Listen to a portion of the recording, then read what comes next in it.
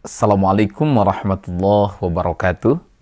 Tema kita hari ini adalah persaudaraan atau bahasa lainnya ukhuwah, merujuk pada Quran surah Al-Hujurat ayat 10. Di antara subtema yang akan kita bahas pada kesempatan ini, yang pertama, ayat Quran tentang pentingnya ukhuwah persaudaraan, merujuk pada Quran surah Al-Hujurat ayat 10. Yang kedua, isi kandungan Quran surah Al-Hujurat ayat 10. Yang ketiga, perilaku dari cerminan ayat Quran surah Al-Hujurat ayat 10. Yang keempat, hadis tentang ukhuwah. Yang kelima, macam-macam ukhuwah. Yang keenam, upaya memperkokoh ukhuwah. Dan yang ketujuh, hikmah dari ukhuwah. Islam sangat memerintahkan agar kita menjalin persaudaraan. Di antara ayat Quran yang memerintahkan tentang pentingnya menjaga persaudaraan adalah di Quran surah Al-Hujurat ayat 10. Mari kita sama-sama baca ayat dan terjemahannya. A'udzu billahi minasy syaithanir rajim. Bismillahirrahmanirrahim. Innamal mu'minuna ikhwatun fa aslihu baina akhawaykum wattaqullaha la'allakum turhamun. Artinya, innamal mu'minuna, sesungguhnya orang-orang mukmin itu ikhwatun, bersaudara. Fa aslihu baina akhawaykum, karena itu damaikanlah antara kedua saudaramu yang berselisih. Wattaqullah, dan bertakwalah kepada Allah, la'allakum turhamun, agar kamu mendapatkan rahmat. Adapun isi kandungan dari ayat ini adalah yang pertama, sesungguhnya antara sesama orang beriman itu bersaudara. Bukan hanya disebabkan satu akidah dan keimanan, namun juga satu keturunan dari Nabi Adam alaihissalam. Yang kedua, ketika saudara kita berselisih, maka hendaknya sikap kita adalah tidak memihak salah satu dari keduanya, tapi berusaha mendamaikan keduanya. Fa aslihu baina akhwaykum. Kalau ada dua orang yang berselisih lalu kita memihak salah satu dari keduanya, maka nanti yang berselisih akan bertambah. Terjadinya tawuran, terjadinya perkelahian antar kelompok, biasanya dipicu dari dua orang yang berselisih, lalu yang lain ikut-ikutan memihak salah satu dari keduanya. Sikap kita seharusnya adalah mendamaikan, bukan memihak salah satu dari keduanya yang sedang berselisih. Yang ketiga, ukhuwah Islamiyah ini harus dijalani, harus dijalin secara kokoh dan kuat. Rasulullah SAW menggambarkan seperti satu tubuh. Persaudaraan kita sesama mukmin ini seperti satu tubuh. Andai kata ada bagian tubuh yang sakit, maka menjalar, yang lain ikut merasakan sakit. Kepala pusing, tapi tubuh yang jadi demam. Kepala pusing, lidah yang merasakan pahitnya obat. Tubuh yang menggigil demam, pantat yang harus disuntik. Hati yang sakit, mata yang menangis. Satu bagian tubuh sakit, maka yang lain pun ikut merasakannya. Bahkan di hadis lain, persaudaraan kita sesama mukmin ibarat satu bangunan. Yashuddu ba'duhu ba'dan, yang satu sama lain saling menguatkan. Yang keempat, namun perlu kita catat, ukhuwah Islamiyah jangan sampai dimaknai secara sempit. Sehingga dalam tata pergaulan internasional, umat Islam hanya mengutamakan umatnya sendiri. Tidak, kita juga perlu mengutamakan yang lain dalam bentuk toleransi. Perilaku yang mencerminkan ayat dari Quran surah Al-Hujurat ayat 10. Yang pertama, bersama-sama menjaga tali persaudaraan.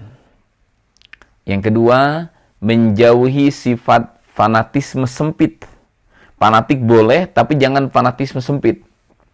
Yang ketiga, cepat tanggap dalam mengatasi perselisihan yang masih kecil. Jadi diselesaikan perselisihannya agar tidak meluas.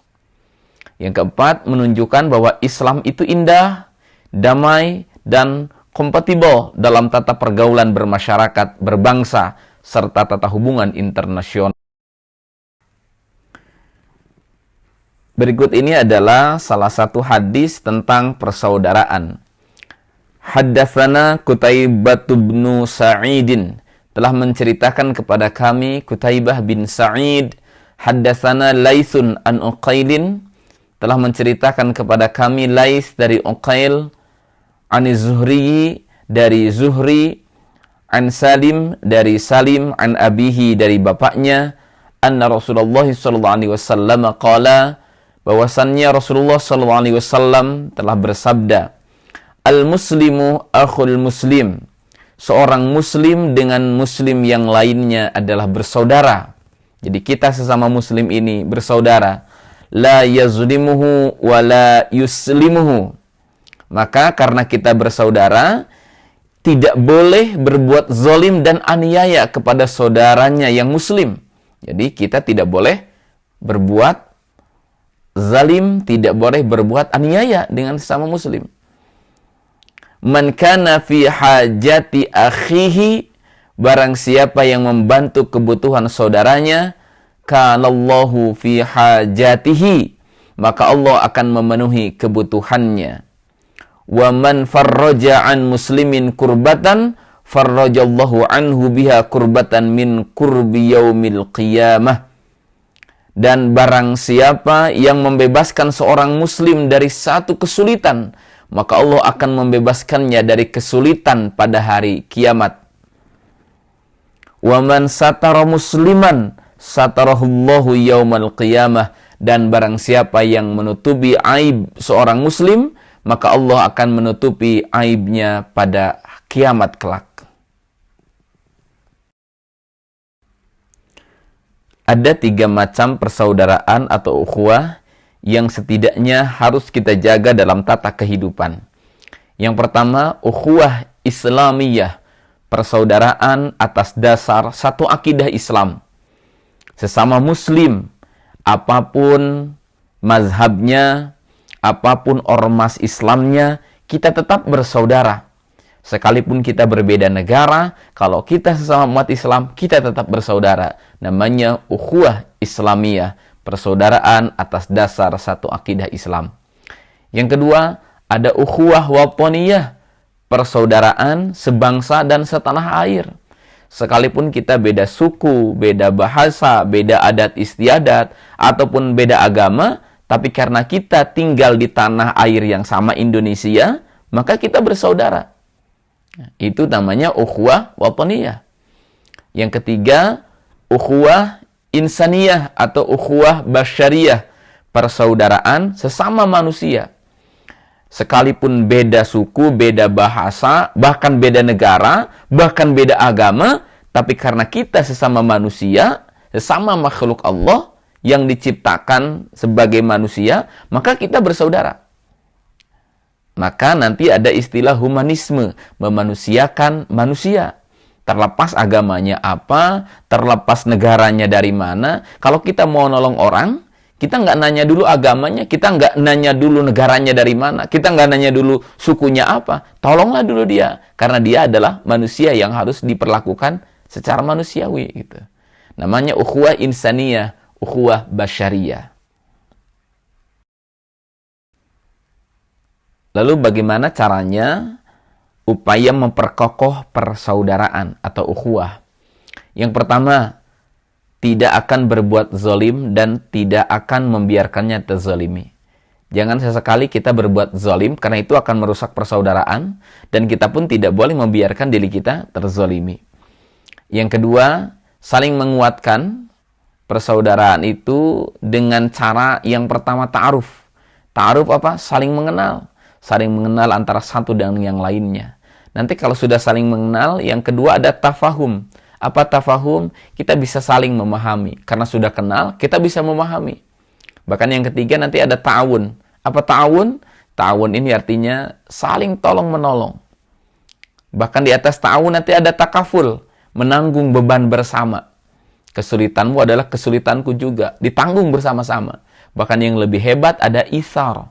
Apa isar? Dalam memperkokoh persaudaraan, isar artinya mau mendahulukan orang lain daripada dirinya sendiri. Dan isar ini pernah digambarkan indah oleh sahabat Ansor yang ada di Madinah, menolong sahabat Muhajirin yang hijrah ke sana. Sahabat Ansor lebih mendahulukan sahabat Muhajirin daripada diri mereka sendiri. Nah, 5 ini, ta'aruf, tafahum, ta'awun, takaful, dan isar, kalau dilaksanakan ini bisa memperkokoh persaudaraan. Kemudian yang ketiga, mempererat persaudaraan sesama muslim dan menjaga hubungan dengan umat lain dalam bentuk toleransi.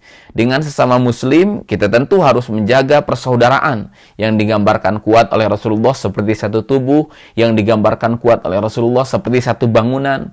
Tapi jangan lupa, dengan umat yang lain pun kita harus menjaga persaudaraan dalam bentuk toleransi. Kemudian yang keempat, menjauhkan diri dari perselisihan, dari perdebatan, dari tawuran yang bisa menimbulkan perpecahan. Inilah kiranya beberapa usaha untuk memperkokoh persaudaraan yang bisa kita lakukan. Di antara hikmah yang bisa kita dapatkan dari menjaga ukhuwah atau persaudaraan ini, yang pertama, ukhuwah persaudaraan bisa menciptakan wihdah persatuan dan kuwah kekuatan. Dua hal ini, persatuan dan kekuatan, sangat penting. Ada ungkapan dari almarhum Panglima Besar Jenderal Sudirman, katanya, tidak ada kemenangan tanpa kekuatan. Tidak ada kekuatan tanpa persatuan dan kesatuan. Tidak ada kesatuan dan persatuan tanpa silaturahmi dan persaudaraan.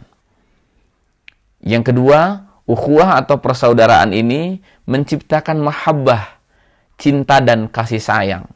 Dengan menjaga ukhuwah akan timbullah rasa cinta dan kasih sayang. Yang ketiga, memiliki banyak saudara sehingga akan tenang dimanapun kita berada. Jadi kalau kita menjaga persaudaraan, kita akan memiliki banyak saudara sehingga tinggal di mana saja akan tenang. Ada istilah 1000 saudara, 1000 teman masih kurang, tapi satu musuh terlalu banyak. Maka berbahagialah bagi yang banyak saudara, karena dimanapun dia berada, akan banyak kenalan, akan tenang, karena dia memiliki banyak saudara. Yang keempat, menjaga ukhuwah, menjaga persaudaraan, hikmahnya adalah bersihnya hati dari segala akhlak tercela. Tidak sombong, tidak dendam, tidak iri, tidak suudzon, dan lain sebagainya. Karena sesama saudara, tadi ada keinginan untuk bisa menolong, meringankan beban. Tidak mungkin ada sifat sombong, iri, suudzon, dendam, ya. Karena yang ada adalah ada rasa simpati dan empati, bisa merasakan apa yang orang lain rasakan. Yang kelima, di antara hikmah ukhuwah persaudaraan adalah panjang umur dan banyak rizki. Orang yang mempererat persaudaraan akan panjang umur, banyak rizkinya. Kenapa? Karena sebagai faidah dari terjalinnya silaturahmi. Tidak mungkin tadi ada persaudaraan kalau tidak memupuk silaturahmi. Di antara hikmah silaturahmi adalah panjang umur, banyak rizki. Semoga dari materi ini bisa bermanfaat untuk kita semuanya. Di 2 slide terakhir ini, saya ingin menyampaikan quote yang pertama dari Sa'id Nursi. Hanya cinta yang patut dicintai dan hanya permusuhan yang patut dimusuhi. Yang kedua dari Kiai Haji Mustafa Bisri, Islam adalah agama cinta, kasih sayang, dan persaudaraan. Lalu, kenapa ada orang-orang yang menebar kedengkian dan kebencian dan atas namanya, atas nama Islam, menyebar permusuhan dan perseteruan? Ungkapan ini menjadi bahan renungan bagi kita. Ketika kita memegang teguh ajaran Islam, maka kita akan menebar cinta, kasih sayang, dan persaudaraan. Karena Islam sendiri adalah agama cinta, agama kasih sayang, dan agama persaudaraan. Bukan justru dengan mengatasnamakan Islam, menebar kedengkian dan kebencian. Terima kasih, semoga banyak manfaatnya. Wallahul muwafiq ila aqwamit thoriq. Wassalamualaikum warahmatullahi wabarakatuh.